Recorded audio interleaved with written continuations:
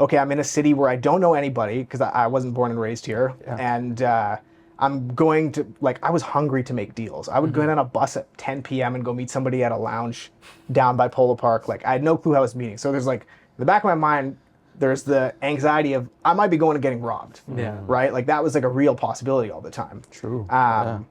And people did try. There was actually 2 times where I got bear mace. And the reel we made about me getting bear mace actually happened. I got bear mace twice. So, Wow. What's that story?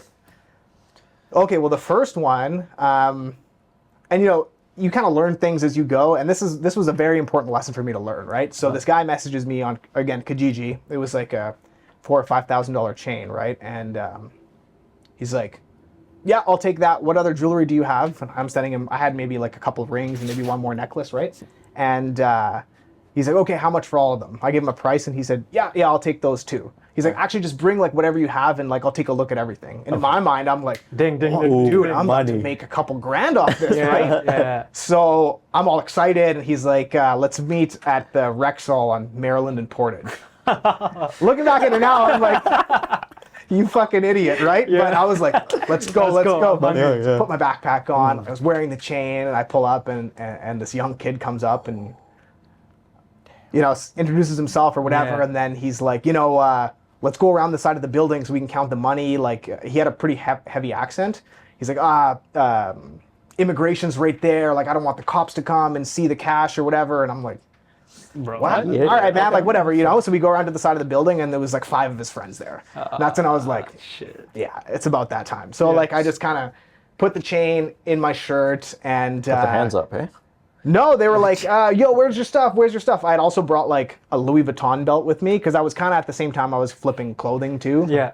And they're like, let me see it, like, let me see the chain. And I'm like, wow, guys, I need to see some money. Like, this is a lot of valuables we're talking about here. He's like, what? You don't think we have money? And he pulled out $50 out of his pocket. That's when I knew, like, oh, I'm fucked here.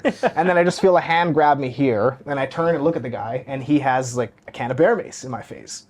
I've never seen a can of bear mace in my life. Like in Ottawa, like people don't rob people with bear mace, right? So Only a Manitoba thing. I'm looking at the guy, and I'd only been in Winnipeg for like 2 months. I'm like, what the fuck is that silly string? Like, I don't understand what's going on. You think I'm gonna give you this chain for that? And he's just pretty much just like, yeah, give me all your shit. Ooh. And no. So I just pushed him, and yeah, he just started spraying me in the face with the bear mace, and like it doesn't hit you instantly.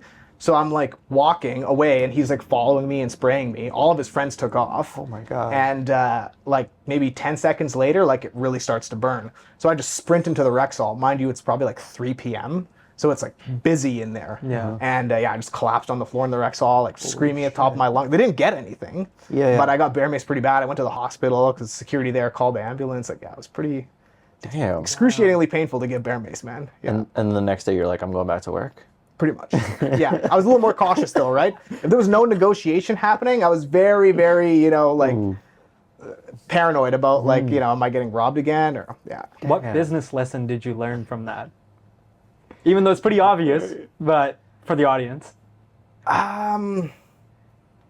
If it's too good to be true, it probably is, you know, and that's a lesson I've learned a few times, right? But I think like because of my stubborn personality and maybe sometimes being a bit too eager to make a deal happen, that, you know, I failed to take certain precautions or safety measures that would, you know, would have kind of protected